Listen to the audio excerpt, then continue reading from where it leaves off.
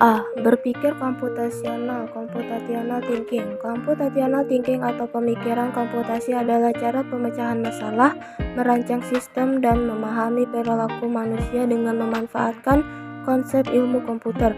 Computational thinking pertama kali digunakan oleh Janet Marie Wink, seorang ilmuwan dari Columbia University.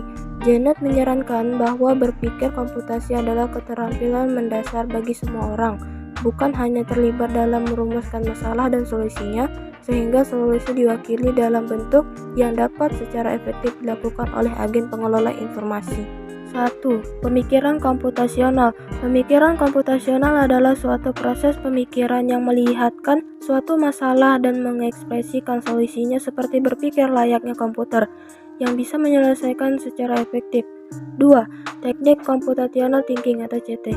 Computational thinking atau CT adalah sebuah pendekatan dalam proses pembelajaran. Istilah CT pertama kali diperkenalkan oleh Seymour Papert pada tahun 1980 dan 1996.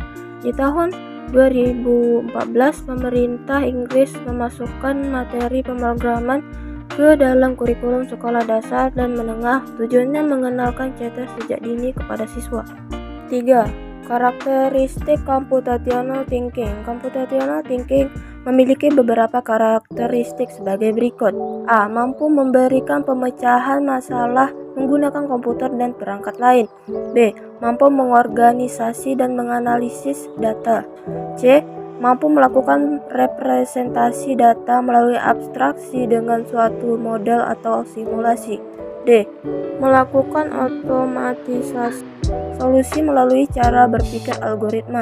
E. Mampu melakukan identifikasi, analisis, dan implementasi solusi dengan berbagai kombinasi langkah atau cara dan sumber daya yang efisien dan efektif. F. Mampu melakukan generalisasi solusi untuk berbagai masalah yang berbeda. 4. Metode computational thinking. A. Dekomposisi. B. Pengenalan pola. C. Abstraksi. D. Algoritma. 5. Keuntungan computational thinking. A. Percaya diri dalam berhadapan dengan kompleksitas masalah yang lebih dan besar lebih sulit. B. Toleransi terhadap ambiguitas. C. Mampu berhubungan dengan masalah yang open-ended. D. Mampu berkomunikasi dan bekerja sama untuk mencapai tujuan yang sama. B. Pemetaan permasalahan dan solusi dengan komputasi. Beberapa langkah mendasar yang dapat menjadi panduan untuk menyelesaikan masalah sebagai berikut. 1. Mengevaluasi masalah. 2. Mengolah masalah. 3. Pengambilan keputusan. 4. Menyelesaikan masalah. 5. Meneliti hasilnya. 6. Contoh computational thinking. Berikut beberapa contoh penerapan computational thinking dalam kehidupan sehari-hari. A. Memasak nasi. B. Membuat nasi goreng. C. Membersihkan rumah. 1. Dekomposisi rumah. 2. Pengenalan pola. 3. Abstraksi. 4. Algoritma. C. Hubungan antara algoritma dengan pemikiran komputasi. Algoritma adalah suatu urutan dari beberapa langkah yang logis menyelesaikan masalah untuk mencapai tujuan. Sementara pemikiran komputasi atau CT adalah sebuah pendekatan dalam proses pembelajaran. Algoritma dengan CT saling berkaitan. Dalam pengertian dijelaskan seseorang diminta dalam menyusun solusi komputasi dengan menggunakan langkah-langkah yang logis disusun secara sistematika untuk mencapai tujuan. D. Mengajarkan kemampuan computational thinking kepada siswa. 1. Sering membaca tentang hal yang berbau CT. 2. Melihat lalu dipikirkan secara kritis. 3. Belajar dari pengalaman dan kesalahan. 4. Belajar langsung dengan orang-orang profesional. E. Teori komputasi dan komputasi modern. 1. Teori komputasi. 1. Teori otomata dan bahasa formal. Computability theory. 2. Teori komputabilitas solvable. 3.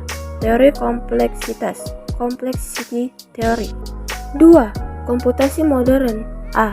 Sejarah komputasi modern. B. Cara kerja komputasi modern. C. Karakteristik komputasi modern. D. Dampak komputasi modern. E. Jenis-jenis komputasi modern. 1. Mobil computing atau komputasi bergerak. 2. Grid computing. 3. Cloud computing atau awan. Persamaan dan perbedaan komputasi mobil, komputasi grid, dan komputasi cloud sebagai berikut. Persamaan.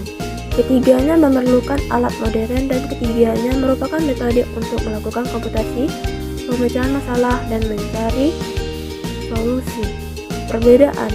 Komputasi mobil, proses tergantung pengguna. Komputasi grid, proses tergantung pengguna dalam server atau tidak. Dan komputasi cloud, prosesnya membutuhkan jaringan internet sebagai penghubungnya.